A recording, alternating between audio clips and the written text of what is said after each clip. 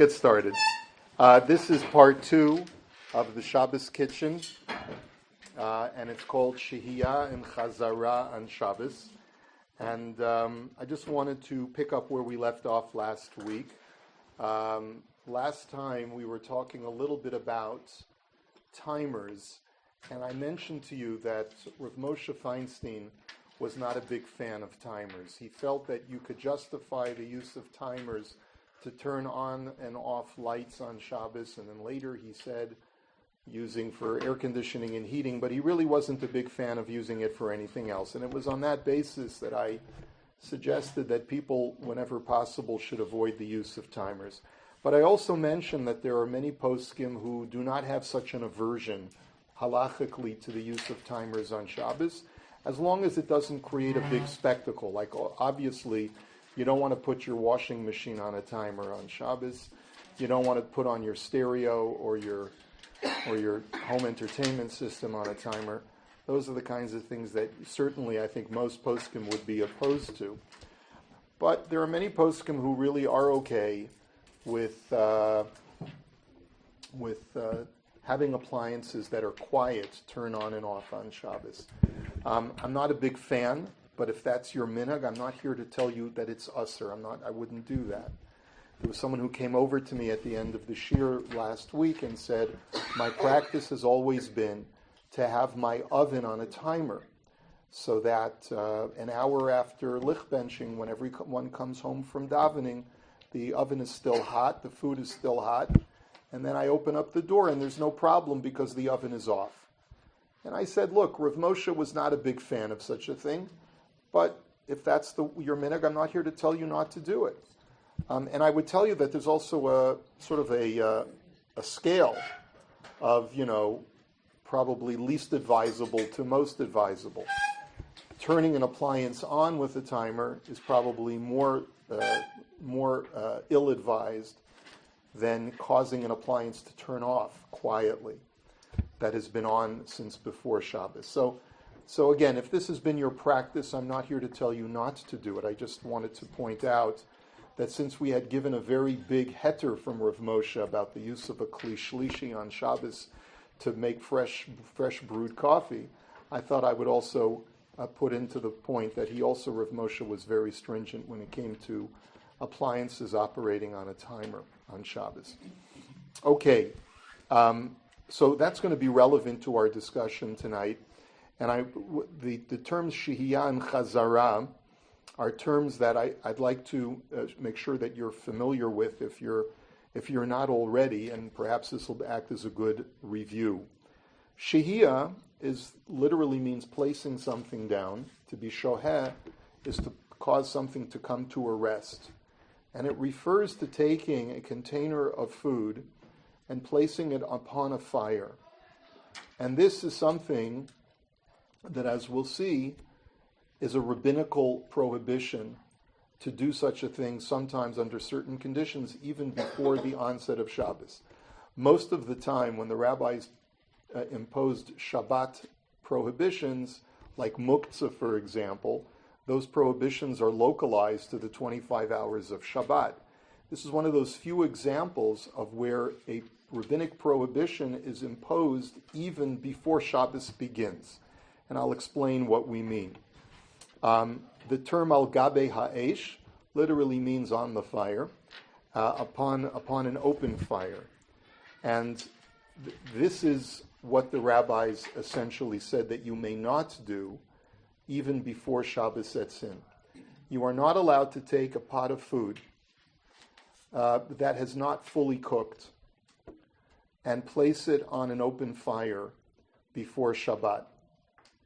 And the reason why they said that you cannot do that is that they were concerned that this could lead to actual cooking on Shabbos. Now, how could that possibly lead to doing a malacha on Shabbos? So the concern that they had is the third term, is shema yichated b'gechalim.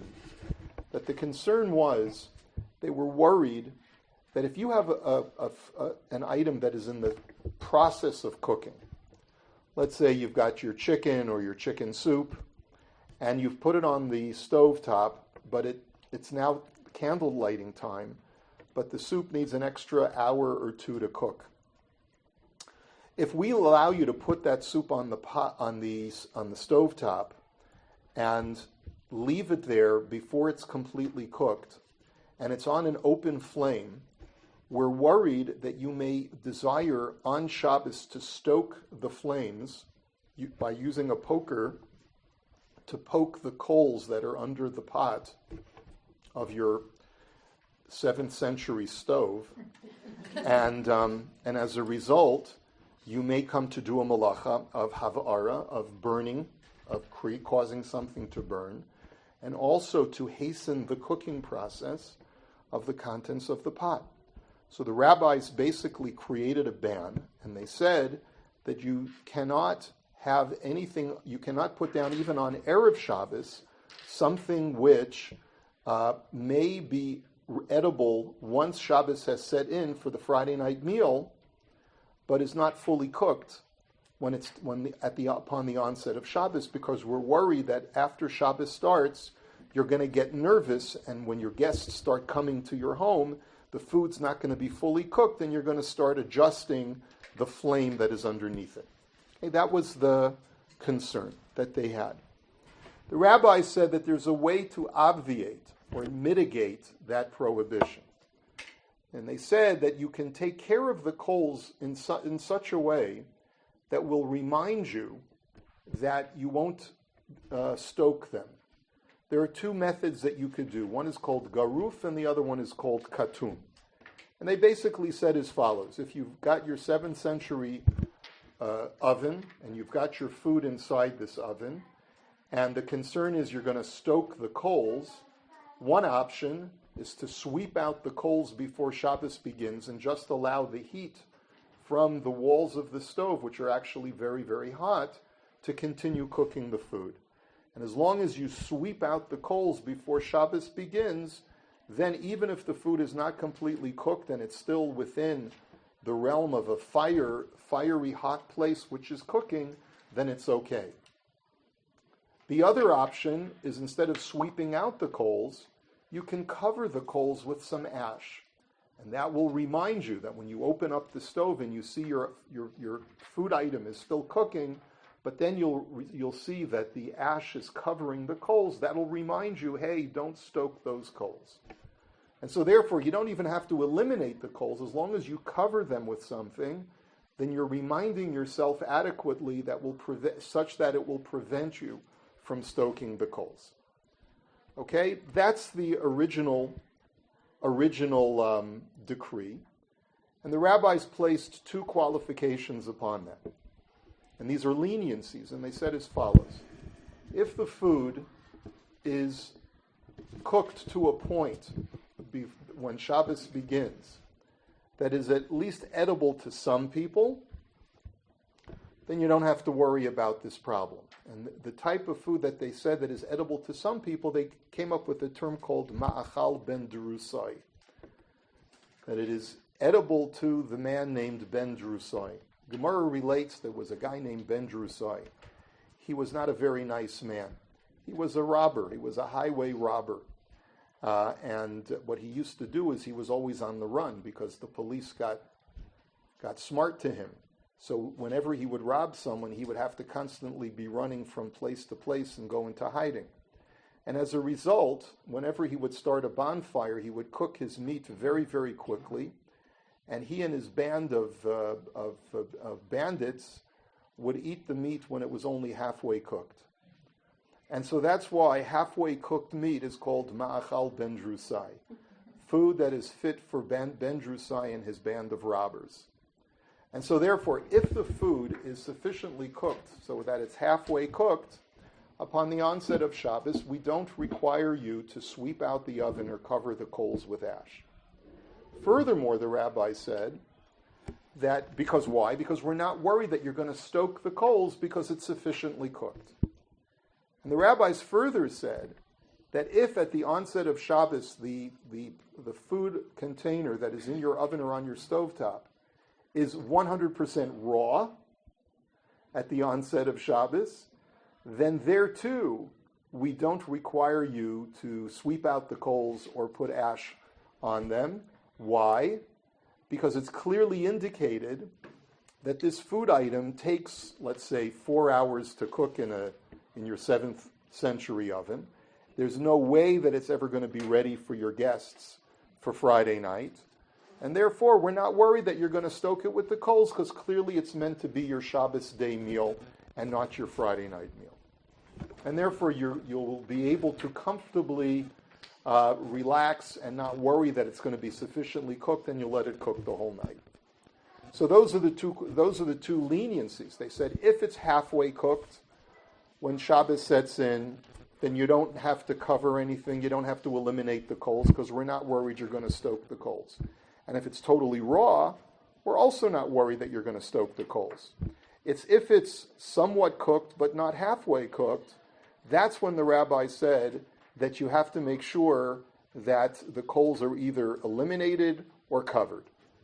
Now, that's the rule as it is described by the Gemara as to what the prohibition of Shehiya is. And that means that I have to make sure that even before Shabbos starts, I don't have a pot positioned on my stove or in my oven that could potentially cause me to stoke.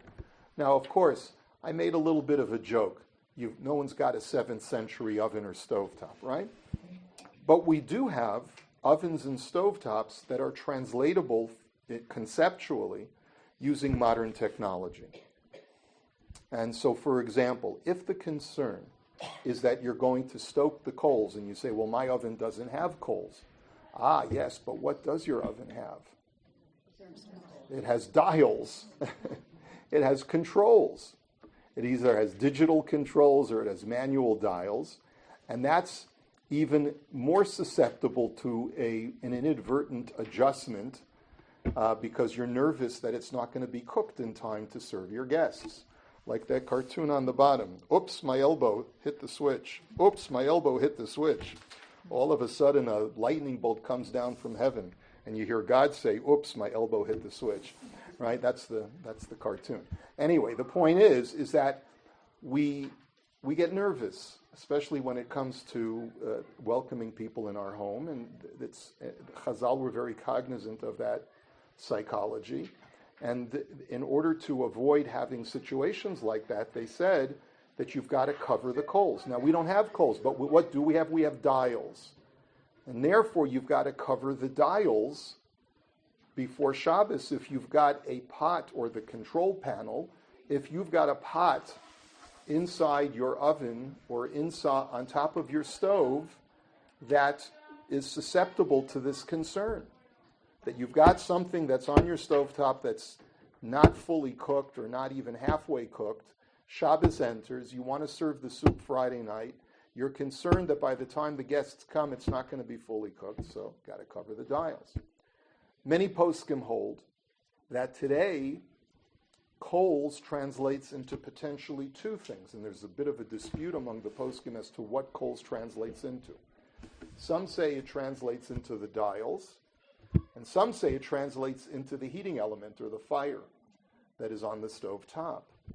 And so the rabbis, the consensus of the poskim is that you should cover both the controls and the fire. And hence we have the modern day blech, which has been around for over 100 years, but now you know why this blech was invented, because it covers not only the fire, but there's the lip. Those of you who grew up in the Lower East Side or places with large populations, you went to the metalsmith and you said, I need a blech. So what was a blech? Automatically, you took a piece of sheet metal. It wasn't just a flat piece of sheet metal. What was it? There was a lip that folded over at a 90-degree angle in the front. Why did you need that? Because you needed to cover the dials as well. So that blech covers both the fire on the stovetop and it covers the dials. And that is the equivalent of making sure that your stovetop is goruf v'katan, is that the coals, so to speak, are covered.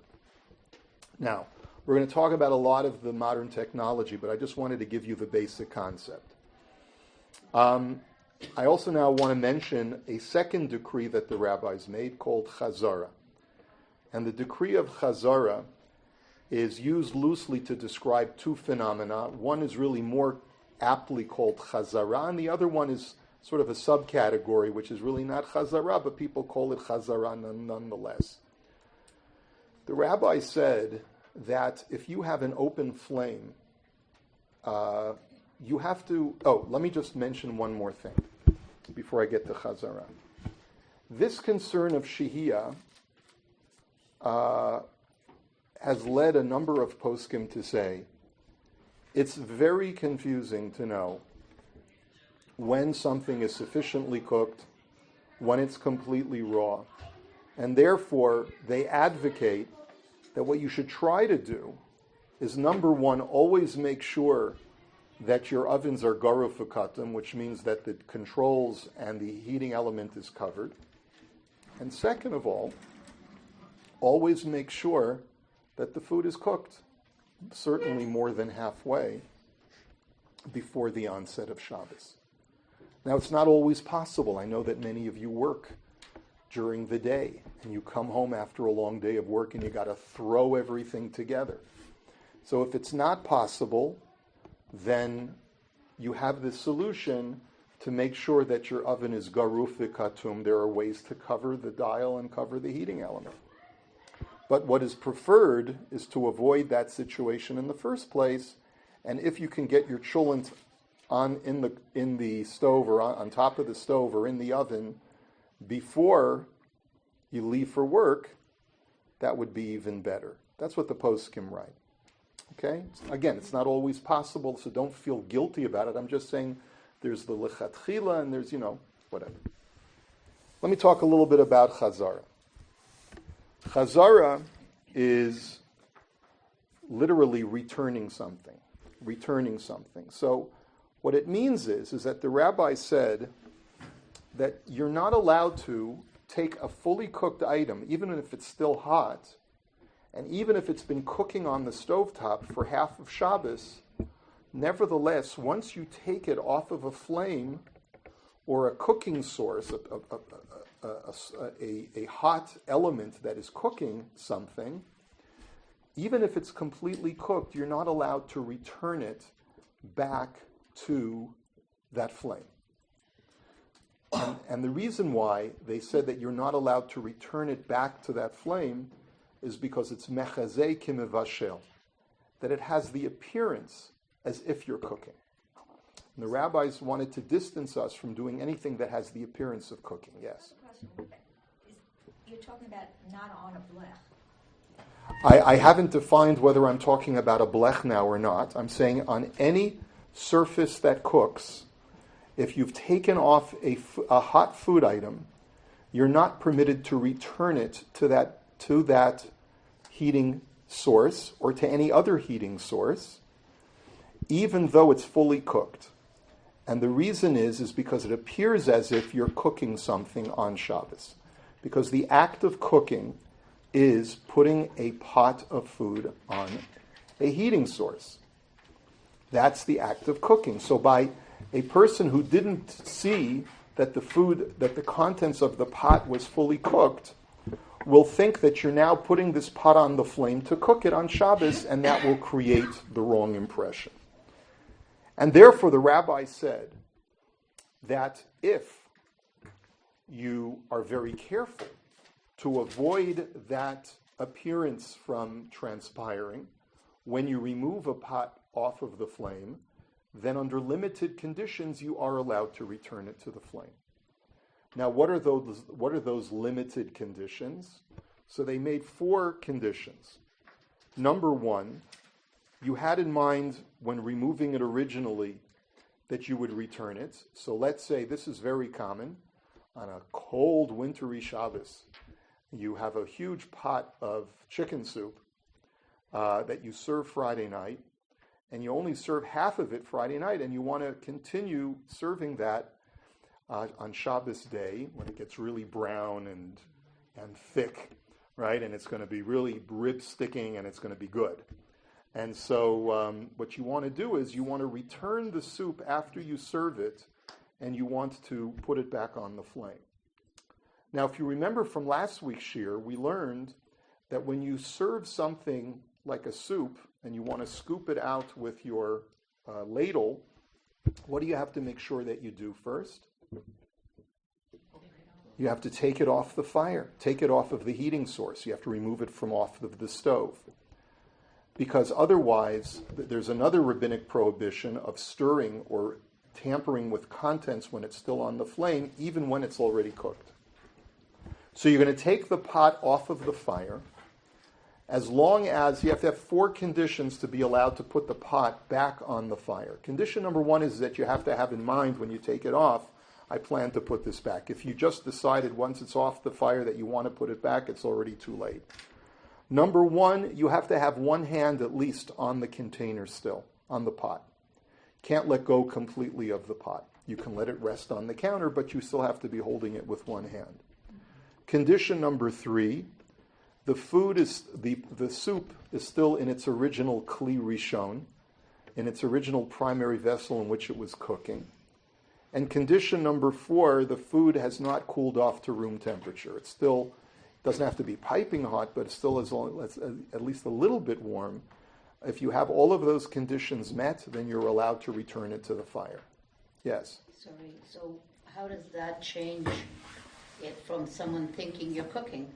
They don't know what you're thinking. They don't know that you're holding on to it, and that's the reason you put it So back. all of this will distance your potential thinking that I can cook next Shabbos, and it'll also distance the onlooker's realization that the person's been holding on to this the whole time. So it's not a new pot that's going onto the flame. It's not just for the onlooker, it's for the perpetrator themselves. So if you have all of these conditions met, and this is what I have in the sheet, then you are allowed to return a food item that's still hot or still warm. You can return it back to an active heating source on Shabbos, and you no longer have the concern of mechazeh kimevashel, that it appears to be cooking. There is another type of chazara. This is basically all codified in Shulchan Aruch. I'm just encapsulating the vanilla law that appears in Shulchan Aruch. The second thing that is sometimes called chazara is to take a food item out of the refrigerator and to put it on something which is used for cooking. And here's where there's a lot of confusion, and I want to make sure that I dispel the confusion. The laws of Chazara are very different from the laws of Shehiya. The law of Shehiya is addressed by covering the flame and covering the dials. The laws of Chazara are not addressed by just covering the flame. If a person has a blech on a stovetop and they would like to take a cold food item, and that's a potato kugel, let's say, and heat it up on the blech, and their argument is, well, I've covered the flame, so there's no problem of chazara, that would be a false statement. Because the concern about chazara is that even when I'm taking a fully cooked item, if it has the appearance of cooking, that's what is prohibited. It's a totally different concern from Shehiya, which is avoid the temptation to stoke the coals. That's Shehiya. But Chazara is not avoid the temptation to stoke the coals, but don't do anything which has the appearance of cooking. If I put a potato kugel on top of a blech, it has the appearance of cooking, because a blech is just a layer of tin on a very, very hot heating element or fire which has the capacity for cooking. And therefore, you're not allowed to heat up a potato kugel on a blech which is directly on the stovetop, because that's a problem of chazara, because it's mechzi kimevashel. But there is a way to do it in such a way that it's no longer mechzi kimevashel. How would one do that? If one creates an unnatural barrier between the heating element and the food item that you wish to cook, so it no longer is mechzi kimevashel. It doesn't look like you're cooking anymore, because no one would cook by placing an insulator between the heating source and the food that they wish to cook. So that's a way of obviating the problem of mechzi kimevashel. I hope I'm making myself clear. Am I communicating with you? Yes, go ahead. So like the blechs that we store, those, I don't know which store you're talking about. I haven't been to the Blech store in years. they're like Jewish, they're made in Israel or whatever, and you Talk plug about a them hot in. plate. An electric hot plate. No, that's not a Blech. Oh, okay. That's We a call that something. that's a plata or yeah. Okay. Well, we're going to get to hot plates shortly. Okay. It's a very good question, but we're not there yet. We are going to get there, though. Yes. It might help if you clarify what you mean by an insulator. Are we talking about, for example... So that's what I'm getting to right now. Thank you. So the rabbis talk about something as follows. They say, kedera al gabe kedera, a pot on top of a pot. That's what we mean by an insulator. An insulator is taking something that creates a buffer between the heating source and the food that's being heated. So you can take a pot, turn it upside down, place it on an empty pot, turn it upside down, place it on top of your heating source, and then put the potato kugel on top of that. Or you can take a 9x13 aluminum pan, turn it upside down, place it upon your heating source, put the potato kugel on that. Anything that has a significant buffer such that that's not normal for people who wish to cook to create that kind of buffer, that's okay. If it's a very thin buffer, then that's not going to work. A piece of aluminum foil, for example, is not a buffer because many times you put foil on heating surfaces to cook and it cooks just fine because it's not an insulator. So it's got to be something that is a significant buffer. There's no inch measurement or centimeter measurement, but something where it's clearly recognizable that if I was going to be cooking right now, I would not be placing this buffer there. So usually in my home we use a 9x13 empty aluminum foil pan and we turn it over, and that's the way we heat things up. Another example of something that's not mechzik vashel is if I take my potato kugel and I put it on top of a warm surface that is never meant as a cooking surface. So for example, if I take the top of my crock pot and I put my potato kugel on top of that, that's also okay because it's not mechzikim vashel. It doesn't look like I'm cooking. No person would normally cook stuff on top of a crock pot. As I mentioned last week, I saw recently on Facebook that a woman has invented, patent pending, an aluminum cover for crock pots that have a flat top so you can heat your foods on top of it. What will they think of next? Okay, a lot of very creative people out there. Okay, so those are the issues. That's the vanilla presentation. And now I want to get into some specifics about how we deal with this in the modern kitchen. Okay? Any questions at this point? All right. Now, why did I use the example of a potato kugel? Let's apply what we learned from last week's shiur. Because it's dry and it's fully cooked, and that's the only type of item that you're allowed to warm up on Shabbos. Even when you're not putting it on a cooking surface. As long as it's being placed on a surface that gets to the point of yad soletispo, where it's hot to the touch, so then you would not be allowed to take any food item that has a liquid in it, even if the flame was covered, even if you put kedera al gabe kedera, you put a buffer there. But as long as your 9x13 upside down pan gets to the point where you can't hold your hand against it any longer, you would not be allowed to put a soup on, a cold soup or anything with gravy on it, because then you'd be, by reheating the liquid, you'd be liable for cooking, according to many poskim. Is that understood? Is that clear? I just want to make sure that that's clear to everyone. It's really not possible to serve a vichyssoise no, that's cold. It's not really possible to serve a minestrone for Shabbos lunch unless it's going to be really, really dark minestrone, which is not going to come out good. I'm saying there are certain soups that if they stay on the stove all night, they're just not going to be good, like a minestrone, right? Is that a good example? Right? Like a vegetarian, like a vegetable kind of thing.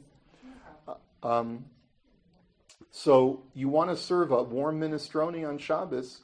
I don't see how that's possible unless you put it on a surface which will never get to the point of Yad Soletisbo. It'll never get to, let's say, 35 degrees centigrade. It'll never get to the point where it's hot to the touch, and you just want to take the chill off of it. So you put it on a mildly warm surface. That would be okay. But to bring it to a point where it's Yad Soletisbo, that would be a violation of actual cooking on Shabbos. Okay? All right. So let's talk about some practical cases. So what Mrs. Wolfson was talking about was the hot plate. It's the thing you plug in, which has nothing to do with the old-fashioned blechs that we used to buy in Brooklyn, right? That's the thing you plug in is a relatively recent invention in the last 50 years or so.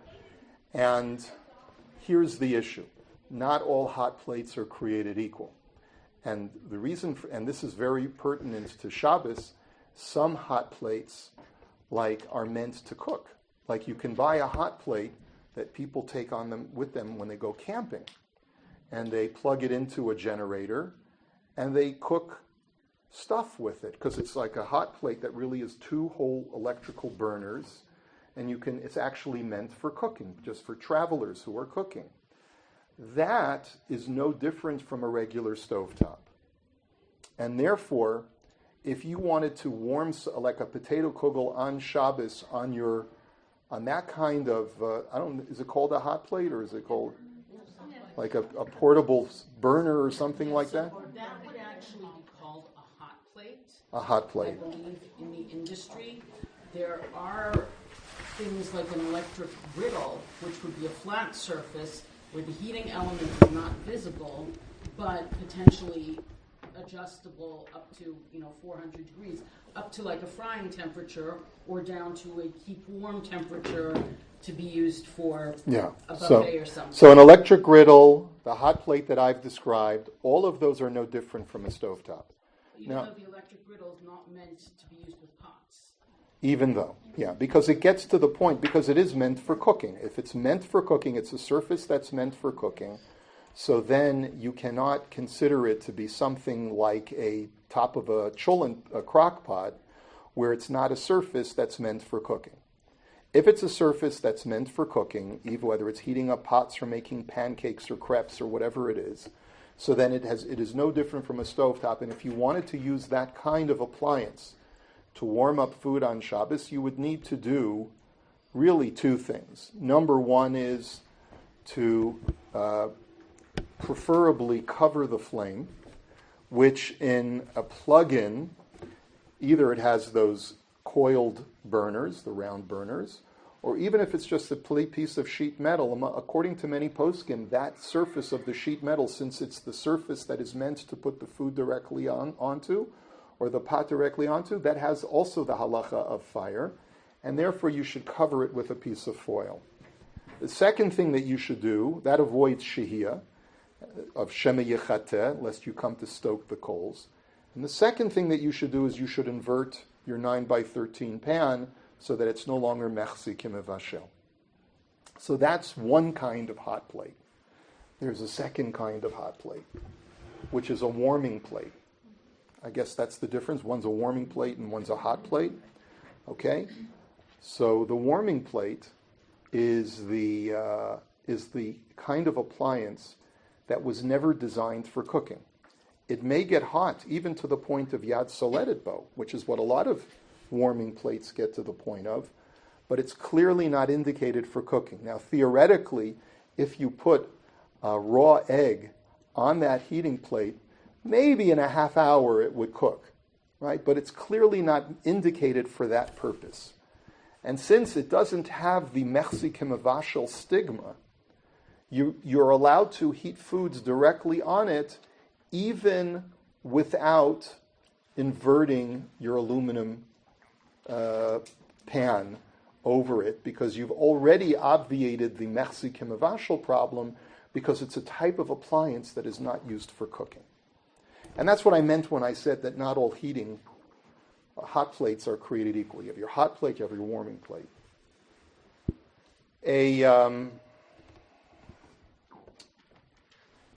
A warming drawer. There's two types of warming drawers. There's the warming drawers that caterers use, big ones on wheels, that if you're going to a retreat and you have a caterer and he doesn't have ovens to use, he'll put all of his pre-cooked food in a big warming drawer or warming table. Those are not meant for cooking either. They're meant for keeping food warm. And so therefore there's no problem of mechzik vashel by putting food in a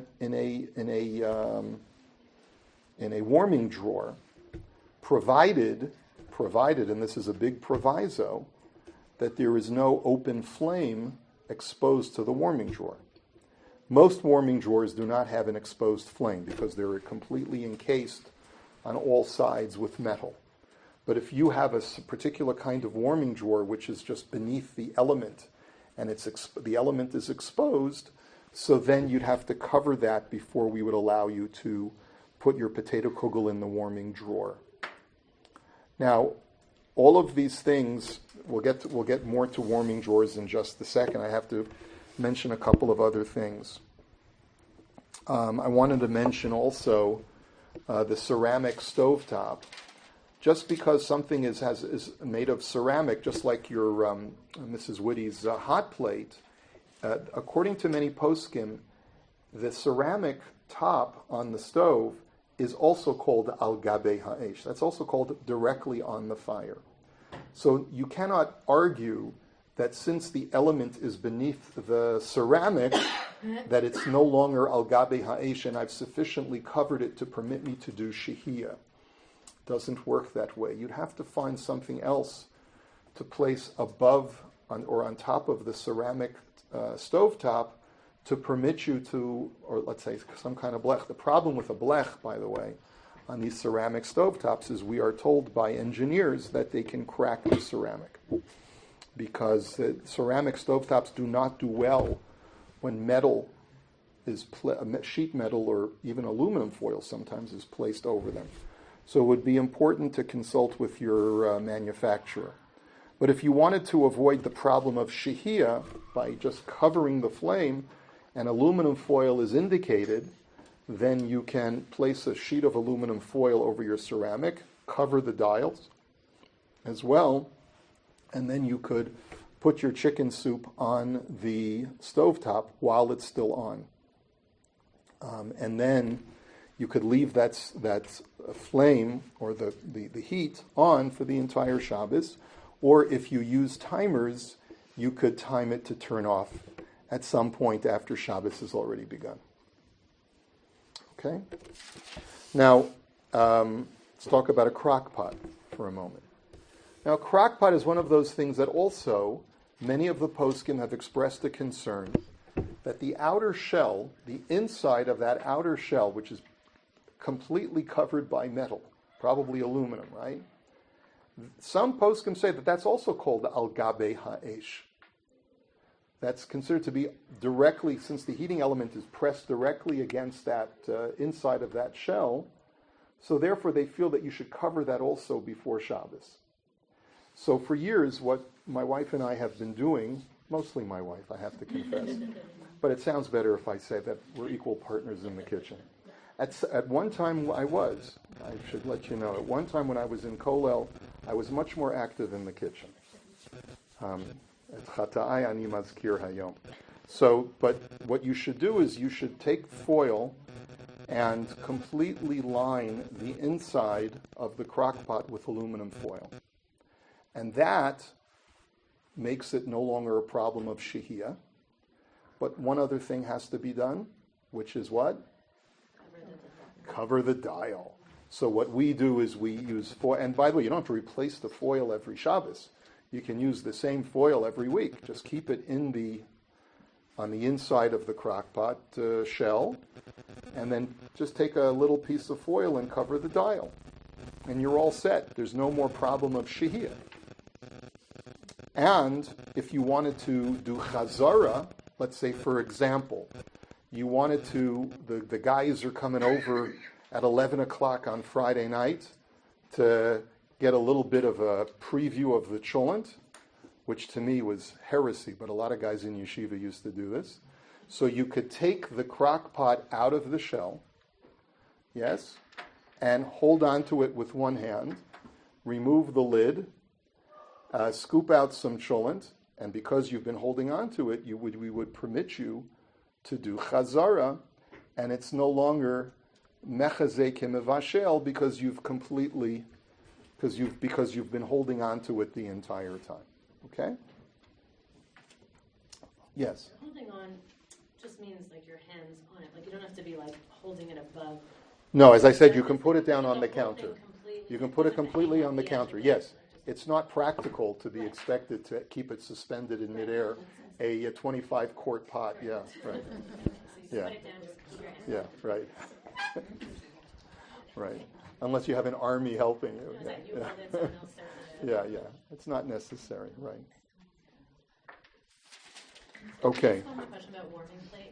Yeah. I've seen some warming plates that are hot enough that literally the soup can boil.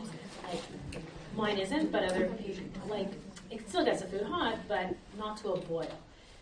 Even though it's not meant for cooking, it's a warming plate, but it actually no dial, no control, just plug in, plug out. But it actually gets warm enough that a soup can boil or bubble. Maybe not rapid boil. Is that? So again, like you hear the chicken sizzling the oil. Like, yeah, I don't think the sizzling is not enough of a concern because a lot of warming plates can sizzle something that has fat in it. But what I would say is that it really depends on its function. If people recognize, oh, that's a warming plate, that's not used for cooking, so then you no longer have the problem of mechzi kimavashel. Okay? I want to talk about... Just on this one too, by the way, that's why a griddle, an electric griddle is different than a warming plate that I think you're talking about that we call a plata, that's the solid metal, whereas an electric griddle actually is meant to cook pancakes in, right? Right, there you go. I want to talk about ovens for a second. How many of you have a Shabbos mode oven? I'm just curious, by a show of hands. So it looks like most of you do. I think we had one when I moved in, but it never worked properly. So I'm not a big expert on Shabbos ovens, but it's a great invention. But you should also know that it's somewhat of a misnomer. It really shouldn't be called the Shabbos oven. It should be called the Yom Tov oven. And I'm going to explain to you why. Anything that is inside of an oven is by definition, by the poskim, deemed to be al gabe ha'esh. It's already on the fire.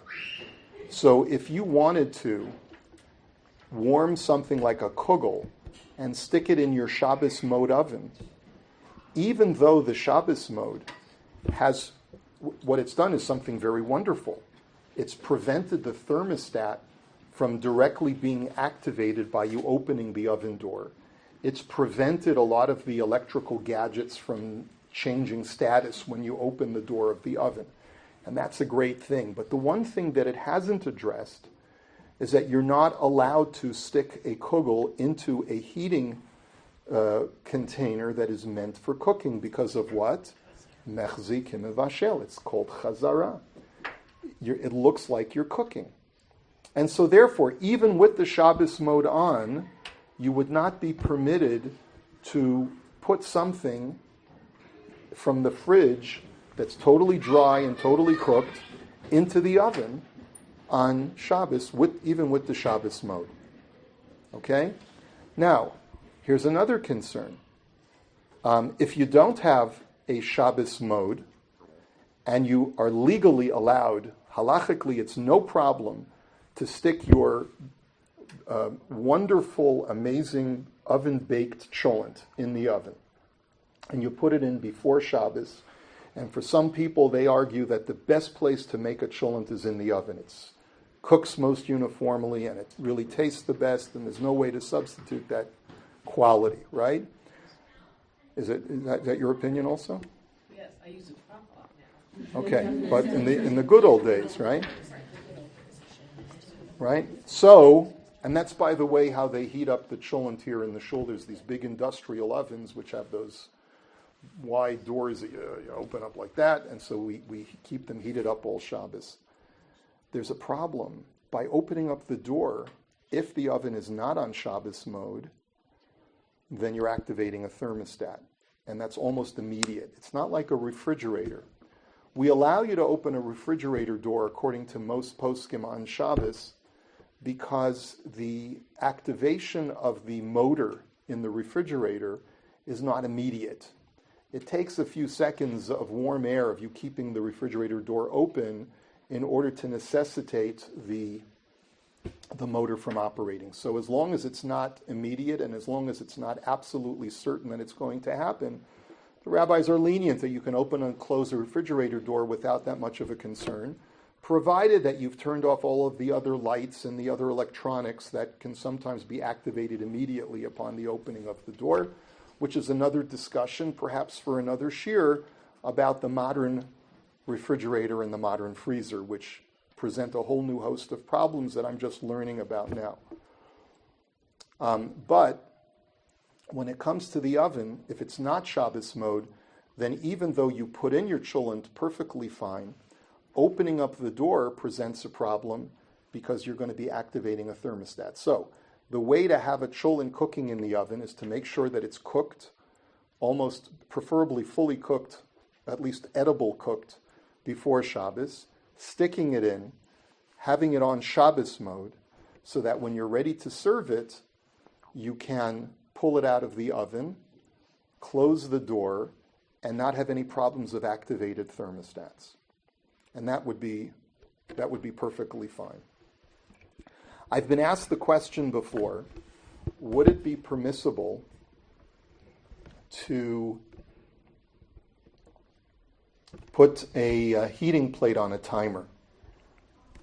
And we discussed this briefly last time. If you remember, a few years ago, after those tragic fires, I said that we could certainly justify if a person felt unsafe by keeping their warming plate on the entire 24 or 48 or sometimes even 72 hours of a 3-day yontif, we could certainly justify a person to put their heating plate on a timer. But we would not feel comfortable telling you that it's okay to do that with an electric stovetop or anything like that, because you'd still have the problem of mechsi kimavashel. Some poskim or some rabbis have argued that it would be okay to put a food item on a stovetop that's not covered, and it's not a problem of mechsi kimavashel if the stovetop is not on. And you put the pot on, let's say 5 minutes before the timer turns the stovetop on. I'm not so crazy about that solution. I think that one could make the argument that it's not a problem of chazara, but I'm not a fan of that type of solution. So the reason why I put the other cartoon where the wife says to the husband, "I'm afraid the challah got a little burnt this week," is because we always have this issue, or we've had this issue many times, because we like to have warm challahs Friday night. So even if we buy the challahs from a bakery, we'll stick it in the oven Friday night with the rest of the food that's warming up. And if you don't time it just right, you can end up burning the challahs while the rest of the food got really toasty warm, and the challahs got burnt. So that's what that cartoon reminded me of. Okay, now I'm ready to take some questions. Yeah. As far as the blach for Friday night, if you only have one heating element on, and the rotation of the food on a Friday night on that blach, because the closer you are to the actual flame or heating element, like a soup, will boil again if you pull it off and pull, not like slide it over. Mm-hmm. Like, can you rotate food on a blach even, because it's not completely even on a blach. The closer you get to the flame, your soup Right. will kind of reboil or Right. So rotating. I'm not sure what you're asking. You want to take a cold soup or you want to take a warm soup? Everything's been on the blach before. Everything's been on the blach, and But so now nothing you're is. rotating Friday night your food without lifting it up. This is before you're serving everything? Correct. You just want to keep everything uniformly warm, and you Right, can't but- fit everything on the. Correct. Everything's already on the blach Yeah. before Shabbos starts. Right. But for example, like a soup, a chicken Yeah. soup, the closer it is to the actual heating element, it will stay warmer Right. than if you pull it further Further away so that you make room for the chicken. Correct. Right, And okay. then you want to move it back. Technically, your Yeah, as long as it doesn't get to room temperature, Right. then it's okay. And as long as you have every intention of, well, It never leaves the blech. You're just it never leaves the rotating blech, right? If with it never the leaves blech. the blech, then it's okay. Yeah, yeah. Yes. Okay, one of these great myths that this thing about opening the oven door only once on a Shabbos. Like, maybe you could do this, maybe you'll know because you're talking about you put the challah in the oven first. I've heard many times, but no one really knows if it's true, that when you have your oven in Shabbos mode, and it's on, whatever it is, 200, 300, so the element is still, the heat is still on, the oven is on, but it's in Shabbos mode, that there's this thing that you can only open your oven door once. I'm not familiar. On Shabbos. I'm not familiar with this. Yes, so that like you can't just let's say you had your soup in a round Pyrex and you wanted to have your challah, your soup, and your chicken all in the. I think what you're saying is that you've got to take out all the food at one time. Right. Like that's You've got to take out all the food at one time. And I think perhaps the argument is that by closing the oven door, you are increasing the flame. You're increasing the flame in a certain way. Or perhaps you're doing something called hatmana, which is you're insulating it from all sides. And therefore it could be that there are some poskim who feel that you're not supposed to do that. I'm not really so up on it, so I'm not sure. I don't know. Yes? You just mentioned, I guess I was asking Hatmana in college, but when you put food on a crock pot or on a blech, are you allowed to put a towel over? You know, they sell them in Israel, actually, these big insulators, like, blech covers to keep, do you know what I'm talking about, to keep the food warm? Yeah, so you're allowed to do that once the item has been returned, the flame has been turned off. You cannot put an insulating cover on a food that is underneath a heating element. So like Shabbos morning, if you're putting your kugel on the crock pot, you can't cover it. Is what you're saying. Right, you're not supposed to cover it. The only way that you can avoid that is if you leave one side of the cover open, the insulating cover open. Okay, if you leave one side open, then it's no longer called hatmana, which is insulating. You're not allowed to insulate a food that is over something hot, because that's what's called mosif hevel. It's creating an increase of heat through your... There's a difference in halacha with the laws of hatmana between something that increases heat by trapping the heat underneath versus just preserving the heat of the food. And so you're allowed to trap the heat of the food. But even that you're not supposed to do on Shabbos. If you take the food off of the flame, you can put that insulated cover before Shabbos, you can put it on the thing. You're not allowed to put it on Shabbos. You're not allowed to, on Shabbos, even when it's off the flame, you're not allowed to put it on. The exception is, if I'm not mistaken, is for a water urn. The water urn, we say that there's less of a problem of hatman, if I'm not mistaken. But even that, I'm not 100% sure, so I would recommend that you put that insulated cover on the urn, you put it on before Shabbos. Okay. What else? Yes? I'm just wondering, if you do that thing where you want to take something out of the some of the children to put it, the lid, you have to put it, like you have to keep holding on to the lid? No, the lid you don't have to hold on to, just the pot itself. It might have some liquid in it from the children? It's not a concern. Yeah. Yes? I don't know, custom in my family is to turn the oven off right before Shabbos in order to preserve the heat. That's what we do in our house. Yeah. Well, it's a good way not to put your palace too. But at that point, are you allowed to add items to the oven after it's been turned off? On Shabbos itself? Let's say I had the carrots and I forgot to put them in before I lit candles, but I've still got a half an hour and I put the carrots back in the fire. That's a very good question, but I don't think it's permitted to do that. Once Shabbos is started, you're not allowed to put anything into a hot oven, even with the flame off. Okay? I can try to double check that, but I'm pretty sure that that's not going to pass muster. Is that an issue of Hatrana or is that an issue of Chazara? It looks like it's an issue of Chazara to me, that it's Mechsi Kimavashel, and it could also potentially... Yeah, it's probably a problem of Mechsi Kimavashel. Yeah. Yeah. Questions. Are you allowed to take a pot cover off while it's cooking, or like during? We recommend that you don't remove the pot cover off of something that's in the crock pot. You should preferably take the crock pot out of the liner, and then you can remove the cover. That's a chumrah, by the way. That's a stringency. There are some poskim who say it's no big deal as long as you know it's fully cooked, that you're not doing anything to in any way tamper with the cooking process by just lifting up the cover. But there's a minhag to always just leave the food that's on the fire alone. Don't tamper with it unless you first remove it off the flame. Just a second quick one. You sure? With chicken, so like sometimes there's fat or anything that, let's say in the fridge or maybe out overnight after you cooked it, and so if it's like hardens and or thick, or does it have to be completely taken away before you put that on your warming tray? That's a good question. We mentioned that anything with the gravy cannot be reheated, even on a warming plate on Shabbos. You try to do your best to remove all of the little granules of fat. There should not be big globs of fat that you know are going to liquefy. Okay? Didn't you say that congealed was different? No. I just said that if they're small little congealed globules, that's fine. But if they're big globs, and you know it's going to liquefy when you heat it up, that's a problem. Yeah. The warming drawer. So you mentioned you could put a kugel or a dry food on Shabbos. There's no issue with hatmana in a warming drawer? Is it, No, not that I'm aware.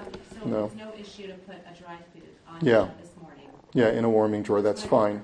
That's fine. The only thing I was going to add about warming drawers is you have to make sure that when you open or close it, you're not activating any switches. The industrial warming, they're not drawers, they're like warming. They're called warming drawers. They don't go above a certain temperature. Right. The problem is, though, that a lot of them, when you open the door, you activate, some of them are convection run, and so by opening the door, you turn off a fan. And so if you have that situation, you can actually ask a non-Jew to open the door for you, but you're not allowed to open the door yourself. And similarly, you'd have to have the non-Jew close the door, which is what a lot of caterers do, by the way. They have these convection warming, they're not drawers. I mean, they're like they're from the floor all the way up to here, this big, and they're on wheels. And you open, they have glass doors, so you can see all the food that's being warmed. But opening the doors and closing the doors activates a switch for the convection fan. So you have to have a non-Jew open and close the doors, but that's okay. That's justifiable. You're allowed to ask a non-Jew. In that situation, you can ask a non-Jew to do it, yes. Let's just go, can you ask a non-Jew to open your light? No, this is different. This is just this for this one dispensation, yeah. Yes? So to follow up on Josie and the chicken, if you have like globules of fat, bigger ones, and you want to take them off the chicken before you warm it, is there a borer issue to remove is that that's a good question. I think that if they're very easily separated with a spoon or a fork, I don't think that's a problem of borer. I don't think so. If it becomes more extensive that you got to dig in there and pull things out, so then maybe you're right, that would be a problem of borer. And with the hot water, you say stuff should be more than 50% cooked or heated. Let's say you forget to the last minute to plug in your hot water urn. Hot water urns are no problem of mechzik vashel when it's purely water. When it's purely water, you can plug it in right before Shabbos without worrying, is it halfway boiled, is it not halfway boiled? It can be completely cold and then you hear it hissing and boiling. Yeah, that's fine. Yeah. That's fine. Yeah, just make sure you plug it in before you light candles. Yeah. Okay. All right. Well, I hope this was helpful for you. Help me review.